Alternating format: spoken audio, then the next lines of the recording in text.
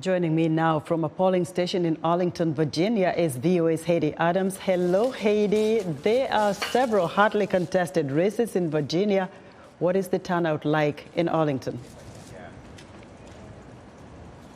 Well, Esther, we've been seeing a steady flow of voters coming in and out here casting their votes. Remember, these are people who have decided that on election day they will come out in person and, of course, cast their ballots here. North of 40 million Americans have already cast their votes because in this country you can vote early by mail or simply drop your ballot in a nearby ballot box. So that's another avenue for people who have come out to vote. Look, it's lost on no one here what is at stake. The Republicans have been driving home this message that high inflation, high crime and a crisis of immigration at the southern border is at stake. They say the Democrats have failed on all of these scores and that a sea change is in order. The Democrats, on the other hand, as President Biden reiterated in a very important speech a few days ago, he says American democracy is at stake, hoping that voters will remember what happened on January 6th and those supporters of former President Donald Trump, sort of the MAGA wing, were involved in that. And they're also saying that abortion is on the ballot. And they're hoping that voters will remember the legislative successes of the Democrats. And it will be interesting to see if voters do indeed reward or reject President Biden and the Democrats. These midterm elections are usually a referendum on the president and the party in power.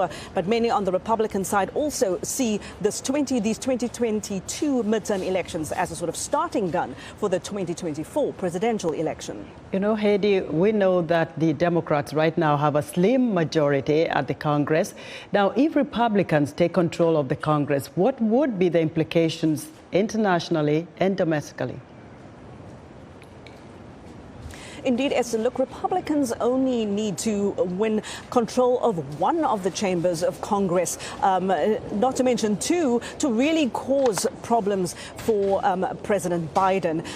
And another big change that we will see is that Nancy Pelosi will, if the Republicans take control of Congress, Nancy Pelosi will no longer be Speaker of the House. She will no longer be the House Majority Leader, and she will no longer be second in line to the U.S. presidency.